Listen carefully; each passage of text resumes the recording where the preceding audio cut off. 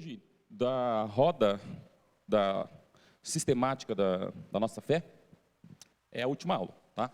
Então, o que nós fizemos de março para cá? Nós iniciamos uma sistematização de tudo aquilo que a gente crê. Então, muitas coisas em que a gente crê, elas estavam espalhadas na mente, uma dúvida aqui, outra ali e tal. Então, para isso é que serve a teologia sistemática. Ela vem e agrupa várias coisas no mesmo assunto, de modo com que a gente possa compreender a nossa fé, assim como a gente olha para um gráfico, e no gráfico a gente consegue entender várias coisas só de olhar para o gráfico. Assim é a teologia sistemática. E nessa roda que iniciou em março de 2022, com doutrina da Bíblia, depois Deus, o homem, pecado, Jesus, Espírito Santo, mais algumas eu me esqueci, hoje é a 8ª aula. É a última, então, depois que... Obrigado, irmã.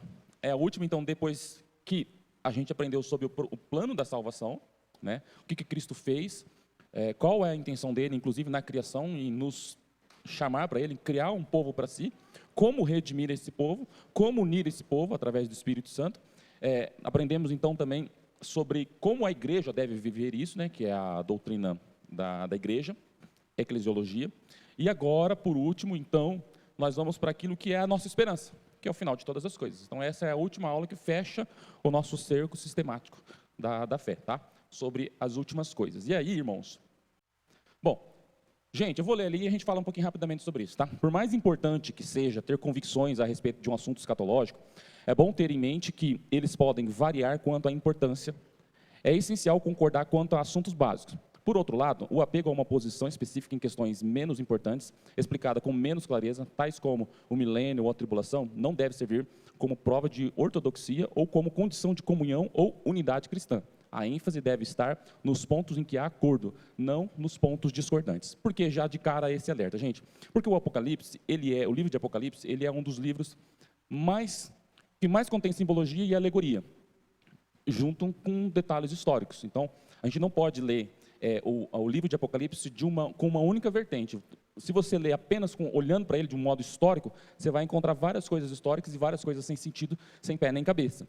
Então, o livro de Apocalipse, ele tem sim alguns simbolismos, algumas alegorias que elas precisam ser identificadas e algumas elas não são claras. E aí, nesses pontos em que não há uma unidade teológica ao longo de toda a história cristã, de vários teólogos renomados inclusive, a gente não pode se fechar ou se filiar a uma escola sobre tal assunto, pré-milenista, amilenista, pós-milenista, pré-tribulacionista, enfim, todas essas coisas.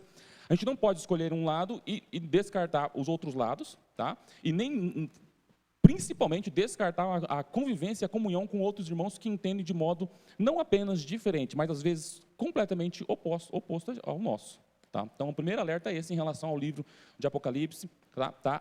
Em relação à escatologia em si, tá? Porque como existem muitas coisas que ainda não são muito claras, a gente precisa se focar no principal. Quantos estavam aqui, eu não me lembro em qual aula eu dei esse exemplo, mas se alguém tiver aqui, alguém vai lembrar, que eu falei a respeito de uma casa.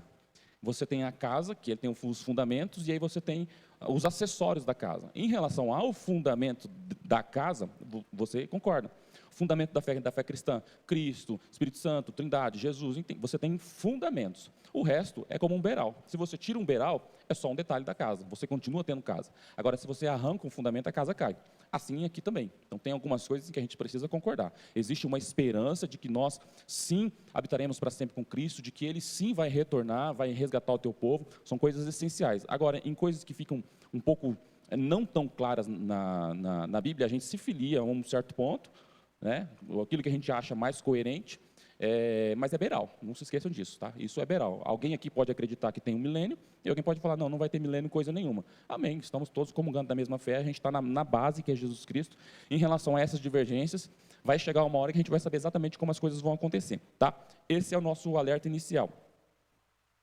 Bom, e como a gente vem falando, essa parte eu gostaria de ler, como estudar a teologia, tá? Aí na apostila de vocês aí. Bom, o correto estudo da escatologia impõe àqueles que aprendem a estudá-la, que pretendem estudá-la, o desenvolvimento de uma postura que demanda submissão às Escrituras como palavra de Deus. Vimos isso na primeira aula, inclusive a primeira aula ela tinha essa função de dizer para você que você pode e você deve, com 100% de certeza, acreditar em tudo que está escrito na Bíblia, ok? nobreza em valorizar opiniões diferentes das nossas, abertura por questionar nossas próprias posições teológicas. Tá? Hoje eu acredito que tem milênio, mas às vezes alguém me convença do contrário. Então eu tenho que estar aberto a alguma outra posição teológica, já que essas posições não muito claras são beirais nessa casa nossa. Amor à verdade mais do que amor às nossas tradições, e busca pela máxima objetividade no processo de interpretação, mesmo tendo em mente que isso não é totalmente possível. Tá? Isso em toda a Bíblia. A gente precisa ler e tentar entender ao máximo, trazer isso para a nossa realidade. Beleza, gente?